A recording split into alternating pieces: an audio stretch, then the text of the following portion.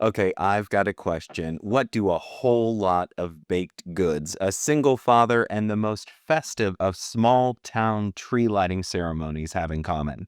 Well, somehow, believe it or not, they are all key plot points in 2020's Deliver by Christmas. And it was then at the time called Hallmark Movies and Mysteries. And we've got a lot to talk about, Josh. We do, Jennifer, and we will unwrap it all for you on this episode of Do You Watch What I Watch? Sit down and watch, then have a talk with Jennifer and Josh. Well, y'all, it has been a day. It has been a day for our dear Jennifer. She is having technical difficulties. Wi-Fi where she lives must just not be all that great. And so if you're watching us on YouTube, you're going to notice she looks a little bit different because she's literally doing the most, holding up a cell phone just so she can bring you this recap and review, because that is the dedication to the craft. The same dedication, Jennifer, with which you are really gunning for a role as an extra in one of these Christmas movies that they just happen to be filming here in town. I'm here for it. I love it. I think it's great content. And I hope if you're following us on social media that you could tag Hallmark in all of our posts just so we can get this in front of Hallmark. Because if this does not happen, I will be heartbroken. I'm just Oh saying it. no. Yeah, so it's unconfirmed that it's a Grand Ole Opry Christmas. My spidey senses tell me it is, but the interwebs have not confirmed that. But either way, it's a Christmas movie filming in town. I applied to be an extra in one day coming up this weekend and never heard back. And I guess in this world, if you don't hear anything by like the next day, you're done. I get it's filled. And there's so I mean, they've had to shut down submissions. You were gonna submit to be an extra the first day that came available, and by the time you got to your computer, it was already filled up. So it's a very hot ticket in town. So I didn't get that. And I've applied again for the next day, which is 90s country themed attire, of which I have. So my dad was in a country music band back in the day, and he had a like black velvet cowboy hat, and I'd made sure to tell the casting folks just that I have an authentic 90s era country cowboy hat that I can wear. If you will let me be an extra, I will sit in the back row. I don't care. I just want to be there and just see it all. I want to see the inner workings of these sets. I just think it'd be so fascinating and so fun. And it's in our town, and most of the time they shoot these movies in Canada, and it's just like it's right there, Josh. It's just like, So close. So close you can just grab it. but I don't think I'm gonna get chosen, and I'm feeling vulnerable at this point. I think I'm they know probably I have a big pimple on my face that this light is hitting too, and that's why they're like, "No, not until the pimple period. We can't hide that. We can't have that on the channel." So thoughts and prayers are appreciated. I know some of our listeners are also applying to be extras in this movie. I've been chitter-chattering with them. So it's a fun time. We'll see what happens. It's fun to have the buzz in our little town of Nashville. It So we'll really see. is. It really is. So tell us what the movie is that we're recapping on this episode. Again, 2020's Deliver by Christmas. Yes, so sparks fly when bakery owner Molly meets newcomer Josh. But Molly is also enchanted by a mysterious client whom she's never met in person. Let's go.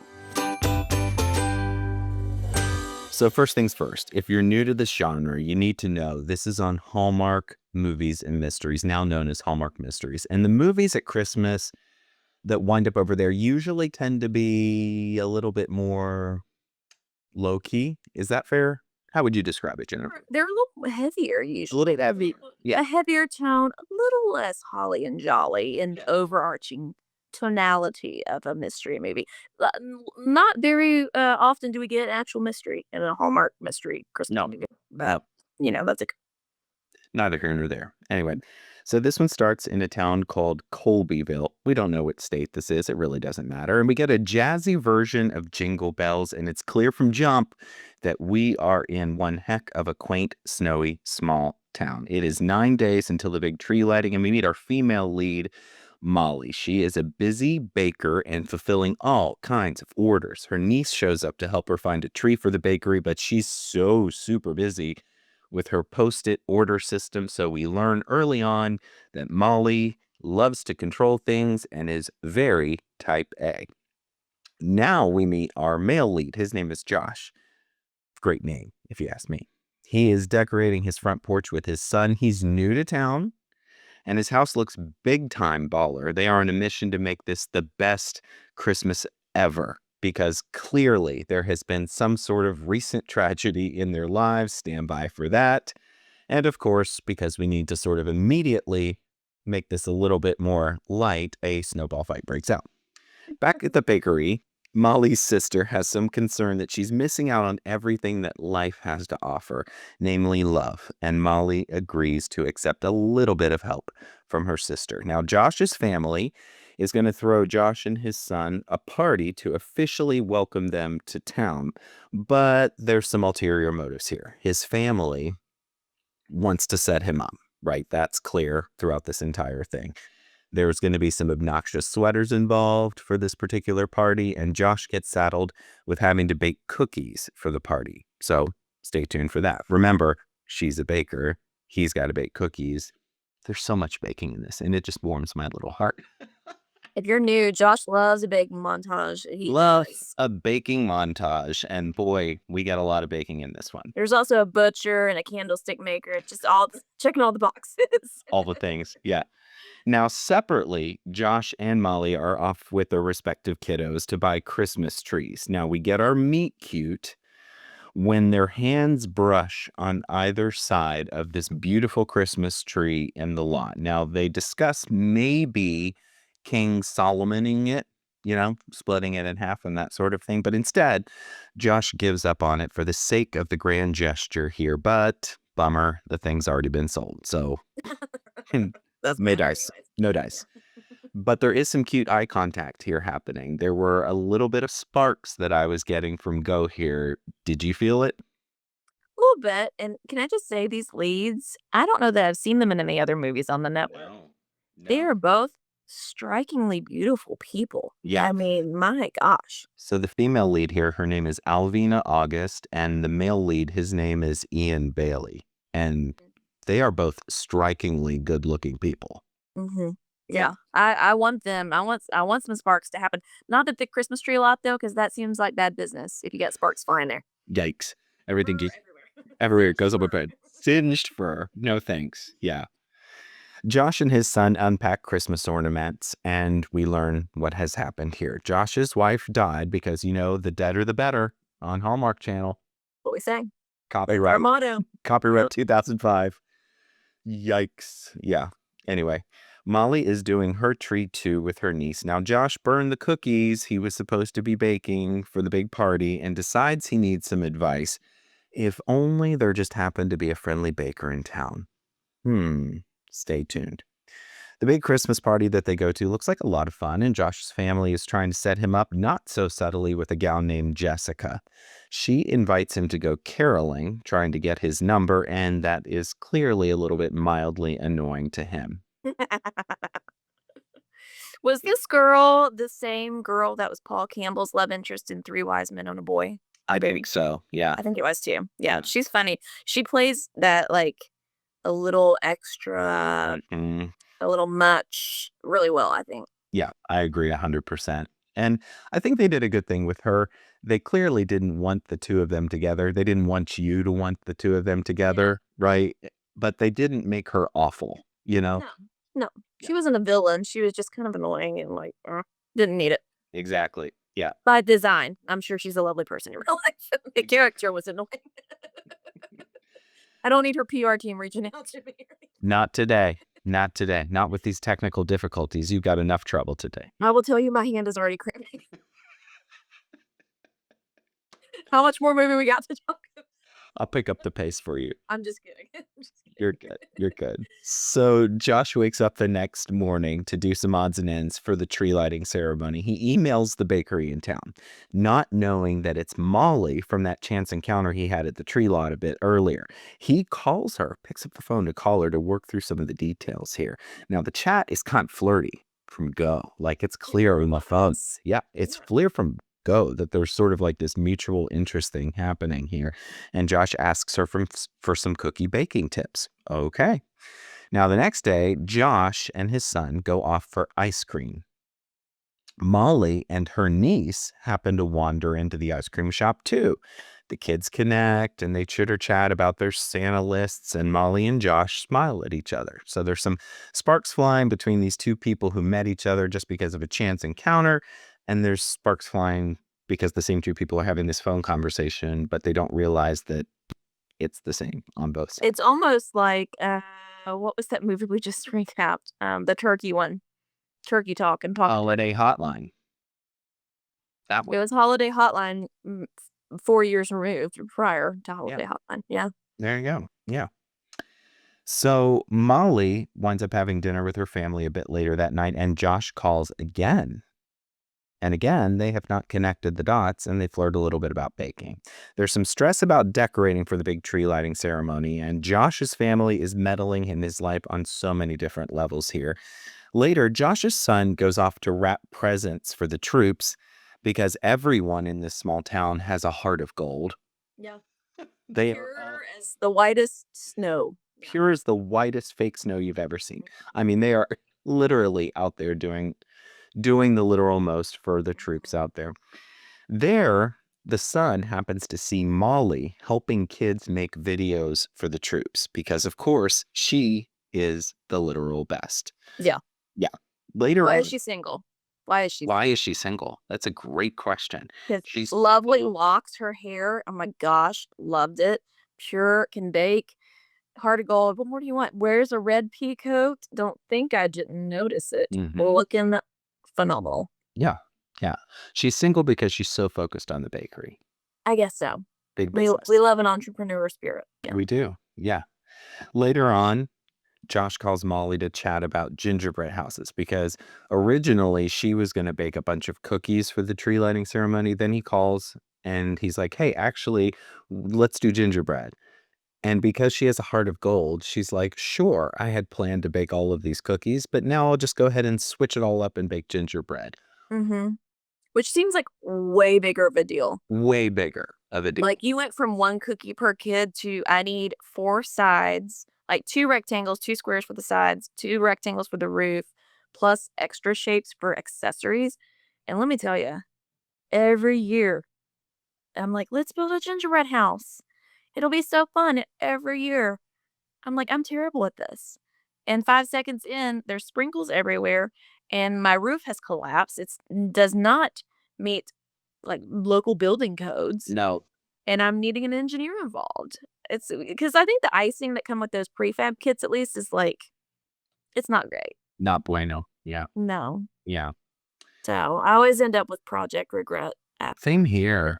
Same here. But Josh is not going to end up with regret on this because he pitches this idea that they work in the assembly booth together at the big town event. And what do you know? He calls it a date and it's going to happen. The two of them are going to meet up and it's going to be a big deal. Molly saw Josh at Santa Pictures in town and mistook his sister-in-law for his wife. So she saw. I don't blame her though, because they were hugging when she saw from behind and very right. warm. Yeah, very warm. They weren't. I mean, they were completely innocent, of course, but I would have put 2 and 2 together and just assumed. I don't think she was. This was an oopsie doodle that to me was warranted. I would have thought the same thing and been like, "Oh shucks, he's taken." But she does the right thing in an oopsie doodle. You know, we often say that these could all be stopped in their tracks if people would just communicate. And so that's exactly what she does here. She unpacks all of this with her sister a little bit later. Molly and Josh have a phone chat later. Now she unpacks how she became a baker and got ditched at the altar. Ooh. Yeah. Sorry to hear that. Wasn't expecting that. No. What girl? You okay? He unpacks the tragic death of his wife. All of this from a cookie order is a bit much for me, but this is Hallmark Movies and Mysteries after all. This is what you come to expect. I have placed many a cake and cookie order over the years, and I've never said more than howdy do to somebody. So this is sight unseen. Remember, guys, they're falling in love just with voices. Yeah. And they have not put together 2 and 2 that the voices are very similar to the people, the Hottie McCottersons they're running into in town. So let's put a pin right there.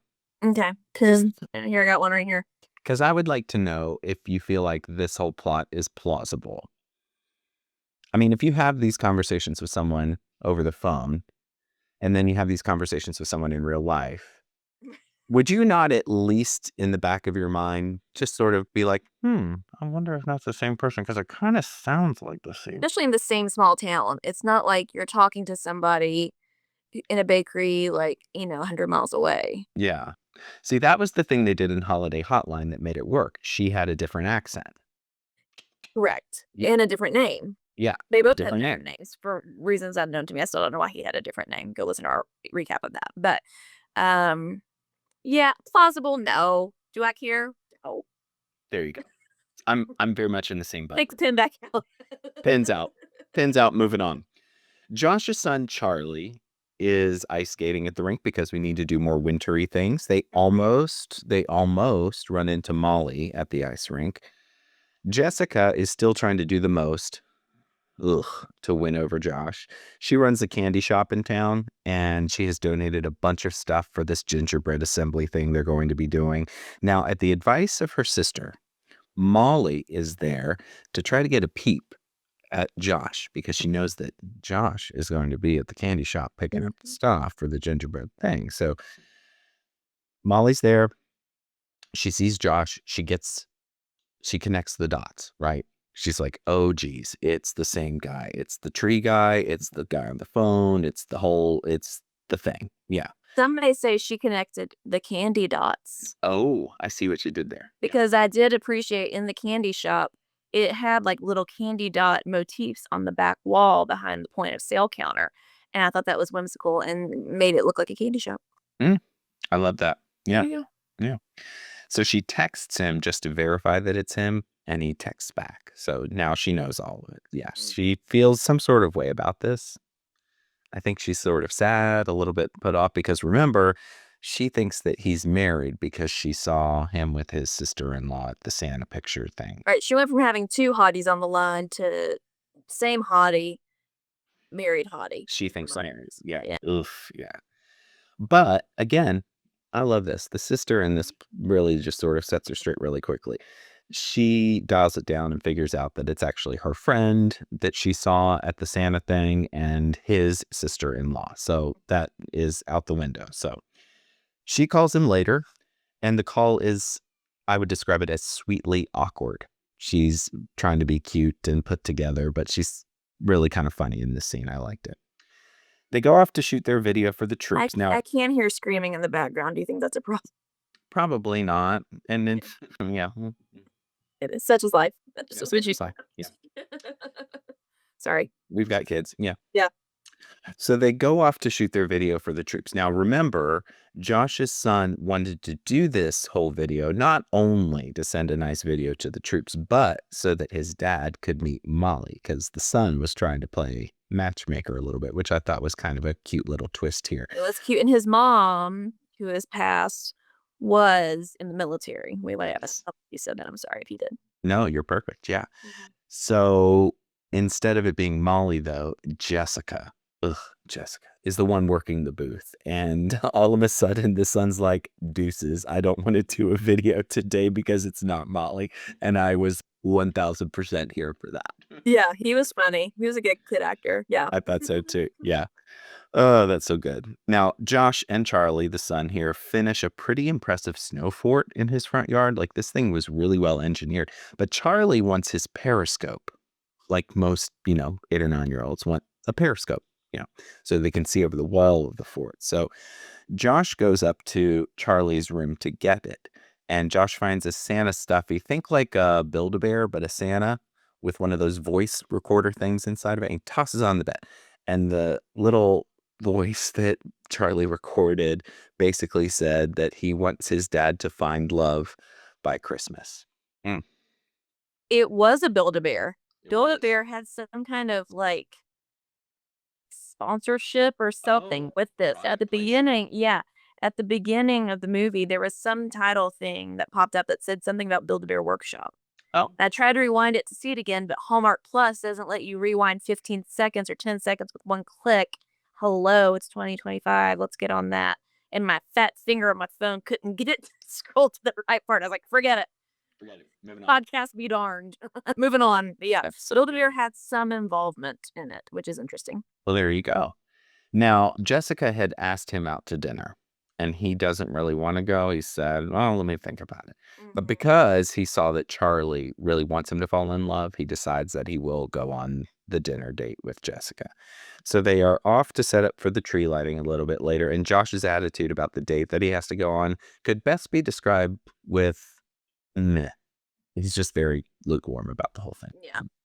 As you might expect, the date is a total dud, but Molly remembers that she has a bread delivery to take care of at that very same restaurant. So she rushes over there with an armful of loaves, only to see Josh through the window. And this is the official oopsie doodle.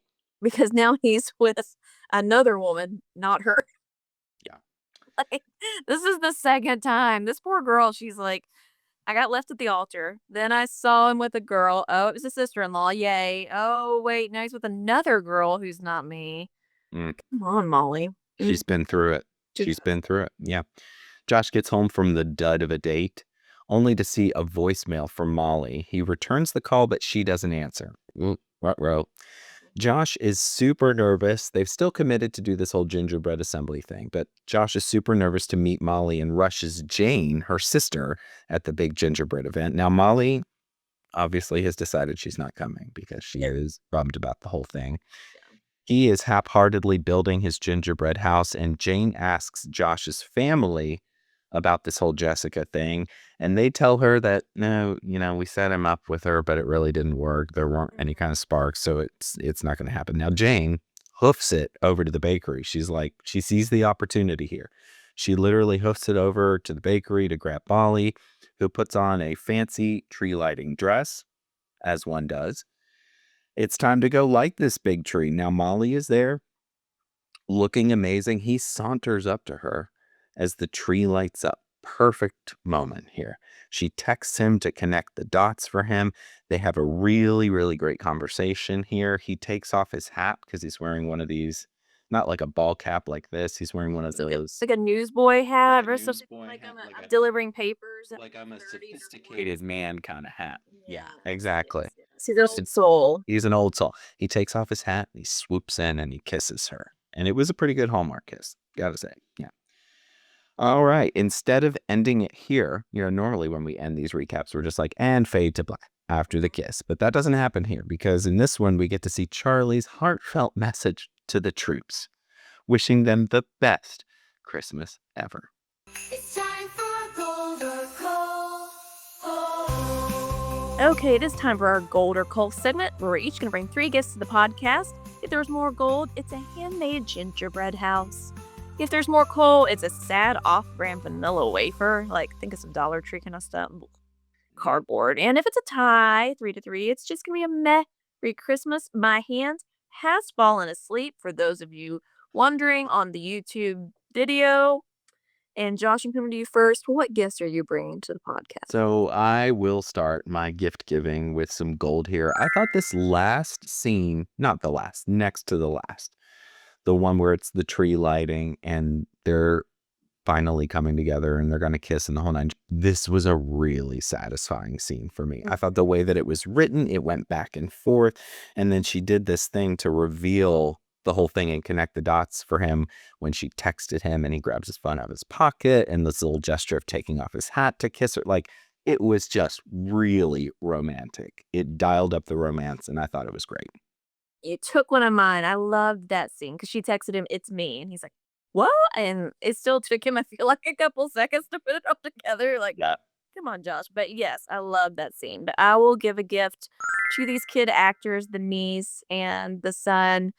We said it before. Sometimes the kid actors are either really unnecessary or a little grating. These kids were great. They did help drive the plot along. There were reasons why the aunts and the dad were doing all these Christmas festivities and bumping into each other. And I just really enjoyed them. I thought they were super cute. Agreed.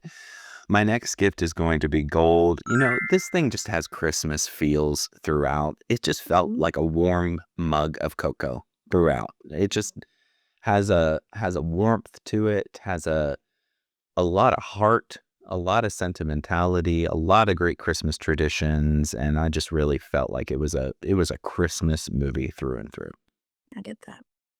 To give some coal, I did not really love their relationship. Like, romantically speaking. I don't know. Maybe because we didn't see them romantically together until the very end. Maybe that's the crack of the Mhm. because I mean, but they had some sparks. I just didn't really buy it for some reason. Mhm. Sorry. Oh, I could see that. Yeah. Maybe needed a little bit more development. We needed to see them, like, ice skating together or something like that, maybe? Yeah, I don't know. Yeah. My last gift is gonna be gold.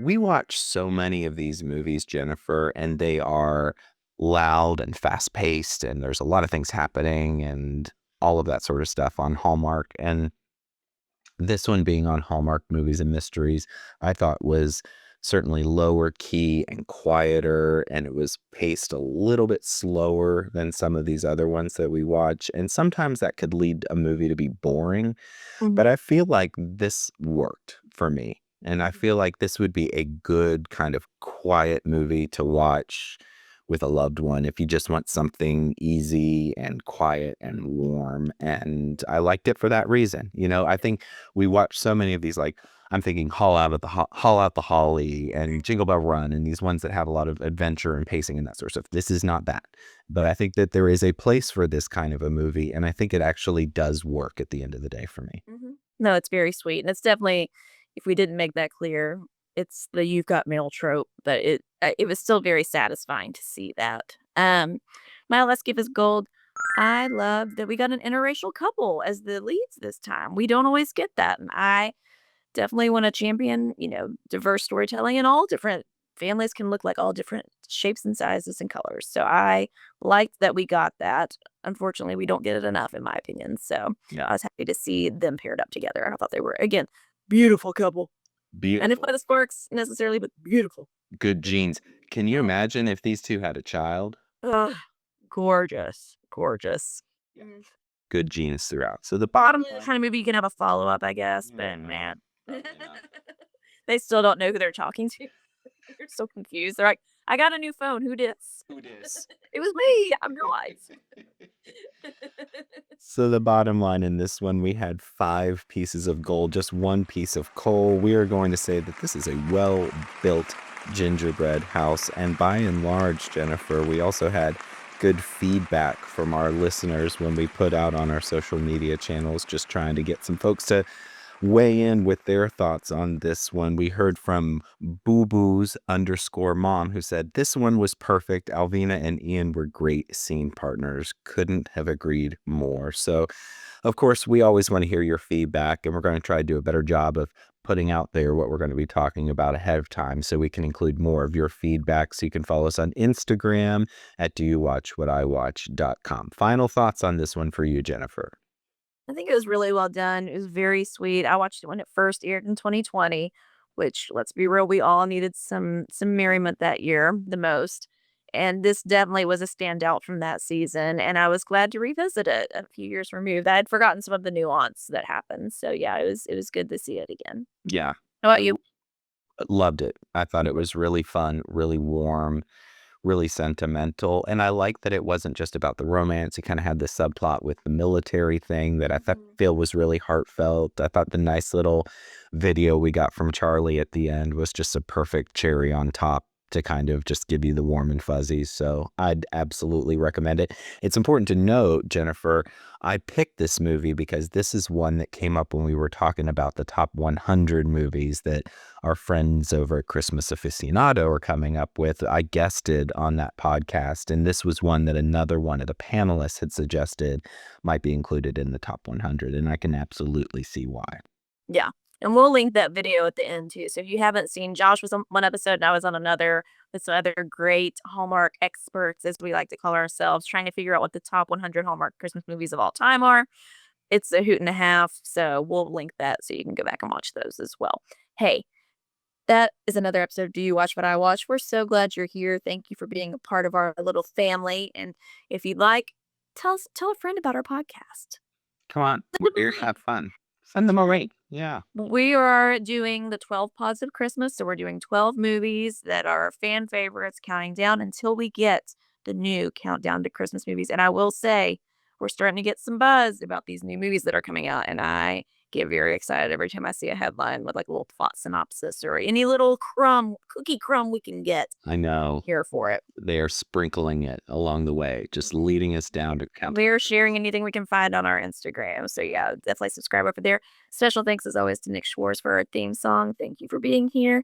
Josh, what are we talking about next time? Well, we are going to be talking about another movie from 2020, if you can believe it. And this one is called Cranberry Christmas. This one stars 2 Hallmark Hall stars, as we like to say. We've got Nikki DeLoach and we've got Benjamin Ayers. And here is the plot summary. Just give me 1 second. I'm sorry, I was supposed to read this part, listeners, but my hand has now gone rigor mortis, and I don't believe that circulation will return for quite some time. It's fine. It's fine. I just need you to know, Jennifer, you are not eligible for workers' compensation because of your participation in this podcast. So Come on, we don't have benefits here. What a crime. not yet. Maybe someday. I'm not too hard up to be an extra in the Hallmark Christmas movie we'll be filming in Nashville. To be clear, to be abundantly clear. And I will not complain on set. If you have me pulled something, I will hold it 24/7, whatever you need. Okay. Exactly What's right. this Cranberry Christmas about? Cranberry Christmas. Ginger ale. Is this about, do they just drink cranberry ginger ale the whole time? No, I wish it were because I love a That's cranberry. what we should start doing, is trying to guess, like, if we haven't seen it, trying to guess what the plot's. What it is, and then read it. Yeah. Yeah.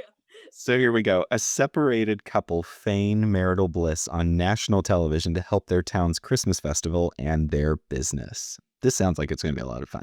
We're going to have a lot to discuss, Jennifer. Until then, may your days be merry and bright, and we'll see you next time. And my computer better work next time. Thoughts and prayers. Can we take up a love offering? A pod love offering? Marco Puppler. Pass the hat. Pass the Santa hat.